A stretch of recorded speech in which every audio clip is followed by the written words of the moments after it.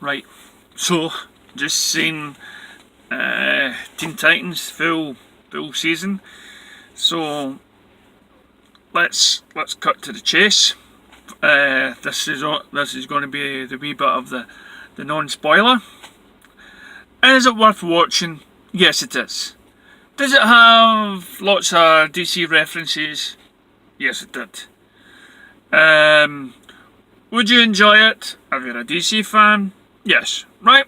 That's the non-spoiler. So if you haven't seen it, if you, like me, has taken the time and whatnot, waited for it to get onto Netflix, wondering, should I risk it? Should I try it? Well, yes, you should. Yep, I thoroughly enjoyed it.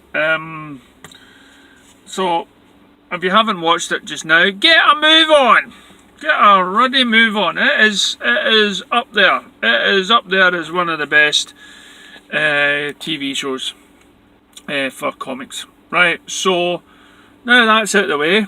Right, this is now where we come into spoiler territory. So if you haven't seen it, stop this YouTube and get watching. Right, stop it just now if you haven't watched it. Right. Now I'm talking to all those people that have watched it. I mean, what can I say? Right, first of all, I would say that each episode took a wee while to grab you. Right, it was kind of slow burners. It was, it was just setting up the thing. But by the time the episode ended, you were hooked. But it was always that slow. I talked to a friend who loved Gotham, and I told him he should watch Titans, and I told him to watch the first 4 episodes because it's a slow burner, and because it takes a wee while. See, because you're always reminded that you're talking to people that may not know the history. So watch 4 episodes.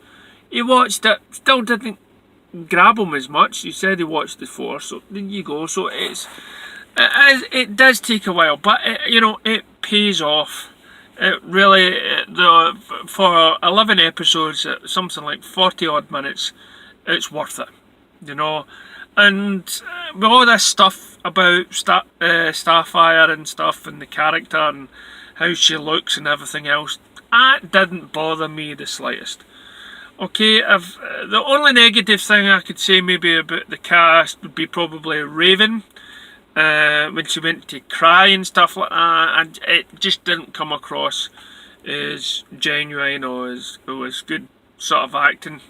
But again, this is something that may change. It didn't deflect me too much from the show. I still loved her and everything else, but that was me finding the negative. I mean, the show introduced me to the family. I don't know if that ever existed in the comics.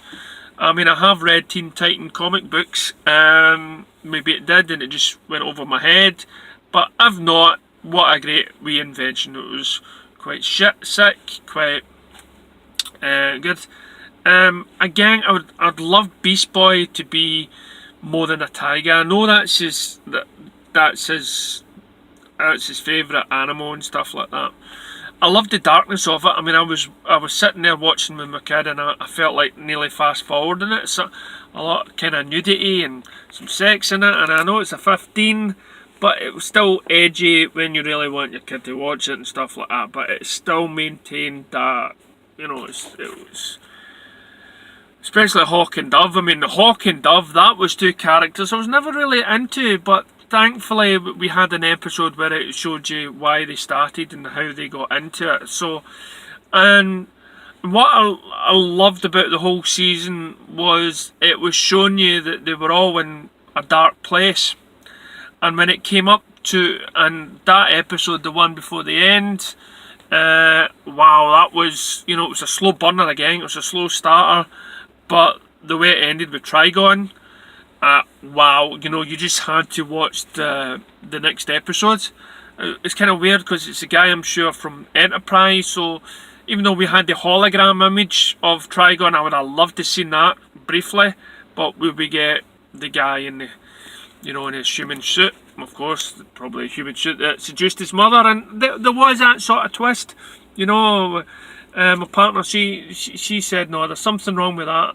There's something wrong with the mother. She's just not right, and bang on. She was on about why did they go back to the house, because surely that's someplace that people would have went to search for him. So, but thankfully, what's that flashing behind me? I'm seeing that on my colour. But I like the fact that, you know, when we get to the next episode, it's Trigon, and Trigon's put Robin in this world where, you know, he's got all these decisions to make, and you can tell by it's some sort of dream state place or test thing, because all this sort of skip forwards. But when you think about it, Trigon was definitely a villain, because no matter what choice Dick Grayson makes in that whole dream sequence, it was going to turn out bad. You know, his child was going to be sick, he was going to go home, find out the hawk and dove would probably get it on, and so there was no other nice wee scenario, right? It was always going to end bad. But he must have kept that away from Raven when he says, oh, there you go, you know.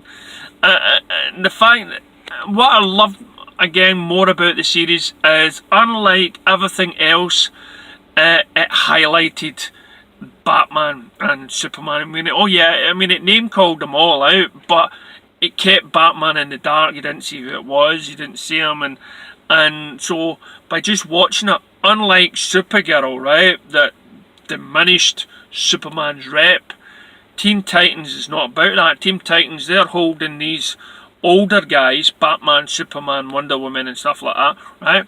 They're holding them in that much regard that just the mere sneak peek of the costume or whatnot, you're in total awe, right? The legends, you know, as soon as Dick Grayson went into Gotham, I'm like, wow, can we get a chance to see him? And even though he's never about, it's just the chance of seeing Batman, and that's what I loved about it. You know, even though you know you're not going to get to see these characters in the flesh, it's not about them. But when you do sort of see them, it's like, wow, legends. You got that feeling, unlike Supergirl that just pisses all over Superman. What else? So, I mean, I just loved the disco music with Starfire. You know, I hope that carries on. You know, I just loved the bit with the red flame and the bullet slow motion. That was one of my favourite scenes. And you had that, you know, love to love you, baby. Oh, slow motion with the hair going. Loved it. And then I think, of course, and it just left you with Robin facing the dark, and you know that they're going to try it with all the rest of them. You know, I hope you're going to go into Logan's bit and stuff. The action, the fighting, fantastic, especially that bit when he grabs the face down into the window and rubs against all the glass strands that's on the door frame. Never seen it before in an action movie. You know, normally you see the head going through a car door, but then he grabs the head and he puts him against all the rugged edge bits. I mean, that was violent. That was good, and it paves the way, because you know from the very first episode that Dick Grayson was in a dark place, and it all pays well to the end of the season, where because of that dark place he's in. I mean, it's not saying that because Bruce Wayne's in a dark place. This is just Dick Grayson, who's been light, that is just sick of the darkness, wants to become Nightwing. And then, of course, it ends with Crypto. How can you not get excited for Crypto, okay? The white dog, the red eyes, that was my best moment in the entire series, I think, was just the end credits. That's made me pump for more, you know. I don't think Connor and Crypto will be in the big fight or whatever happens, because how does he get to know them or even fight for them? I have no idea. But the fact that they're bringing Connor into it is going to be awesome, and it's a great series for anybody who watched Teen Titans, or anybody's. There we go, Scarface, okay, in the prison, with the bald head down below, and you can see Scarface had the machine gun, so that was the puppet in the jail. Fantastic. You know, there was so much I can rave about. And the most important thing is Geoff Johns, okay? This is the thing written by him. He, you know, was one of the, for me, he was, again, somebody that came into DC that brought all these characters back, who brought out Stargirl and brought out Teen Titans back again, made them popular. And all those people that put him down when it comes to the DCEU, he has a gift. Okay, he has a gift. He had maybe a great idea for DCEU movies, right?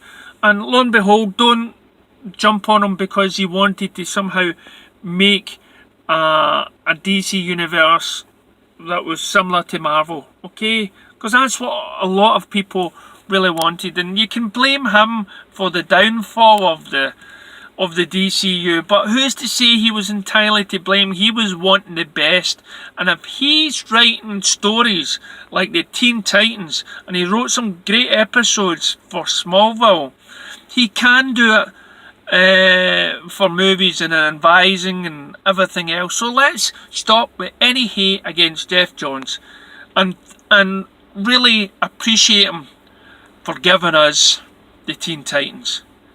I hope you enjoyed it as much as I do, and again, thank you, Geoff Johns.